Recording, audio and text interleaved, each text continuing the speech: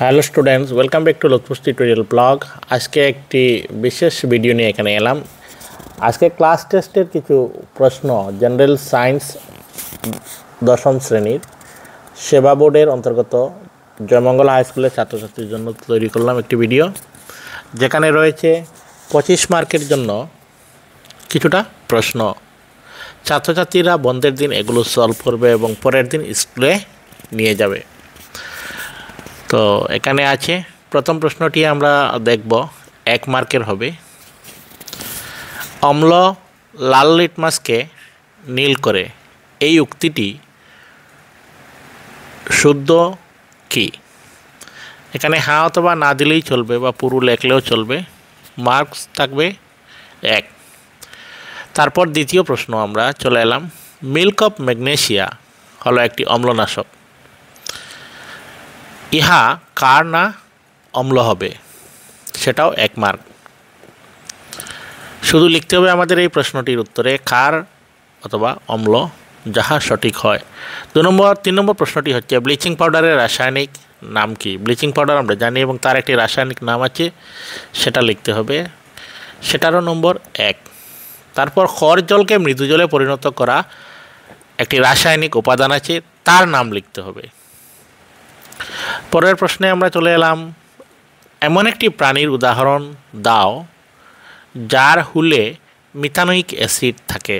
তার মানে এমন একটি প্রাণী আছে যে হুল ফুটালে পরে মিথানোয়িক অ্যাসিড ছেড়ে দেয়, যার জন্য জ্বালা যন্ত্রণা করে, তো সেটির নাম লিখতে হবে। তারপরের প্রশ্ন, কার্বন ডাই অক্সাইড গ্যাসকে চুনের জলের মধ্য দিয়ে চালনা করলে কি হবে? সেটা রাসায়নিক একটি সমীকরণও লিখতে হবে, সেটা 2 মার্কের প্রশ্ন। তারপরের প্রশ্ন হচ্ছে, পাতির জল তড়িৎ পরিবাহী নয় কিন্তু বৃষ্টির জল তড়িৎ পরিবাহী হয়। ডিস্টিল ওয়াটার বা পাতির জলের মধ্য দিয়ে বিদ্যুৎ পরিবহন করে না কিন্তু বৃষ্টির জলের মধ্য দিয়ে করে, সেটার কারণ কি? 2 মার্কসের প্রশ্ন। তারপর সোডিয়াম হাইড্রোজেন কার্বনেটকে উত্তপ্ত করলে কি হয়? তার একটি রাসায়নিক সমীকরণ আছে, রাসায়নিক সমীকরণও আমাদের লিখতে হবে। মার্কস দেওয়া আছে 2।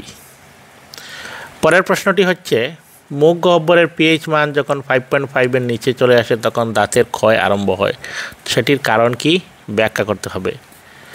সেটার মার্কস দেওয়া আছে 2। পরের প্রশ্ন আছে যেমন, প্লাস্টার অফ প্যারিস, আমরা জানি প্লাস্টার অফ প্যারিস সেটা কেন জল বিরোধী বা জলরোধী বা পাত্রে রাখা হয়, সেটার ব্যাখ্যা দিতে হবে। পরের প্রশ্ন হলো, ব্লিচিং পাউডার তৈরিতে ক্লোরিনকে কিসের সাথে উত্তপ্ত করা হয়?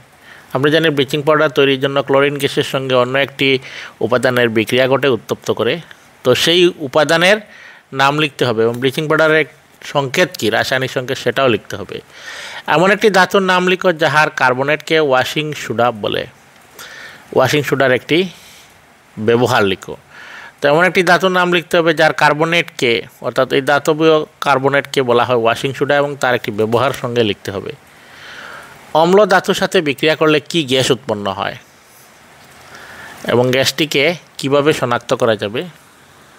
আমরা জানি অম্ল আর ধাতুর বিক্রিয়া একটি গ্যাস উৎপন্ন হয়, আর সেটাকে কিভাবে শনাক্ত করা যায়। 2 মার্ক। তারপরের প্রশ্ন হচ্ছে, কোনো দ্রবণের প্রকৃতির উপর হাইড্রোজেন আয়নের গাঢ়তার প্রভাব লিখো, সেটারও মার্কস দেওয়া আছে 2।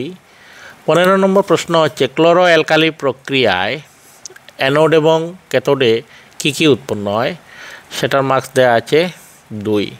তো এই ছিল আজকের প্রশ্ন, 25 মার্কের প্রশ্ন। সেগুলোর উত্তর তোমরা বন্ধের সময় লিখবে এবং পরের দিন স্কুলে নিয়ে আসবে। ধন্যবাদ।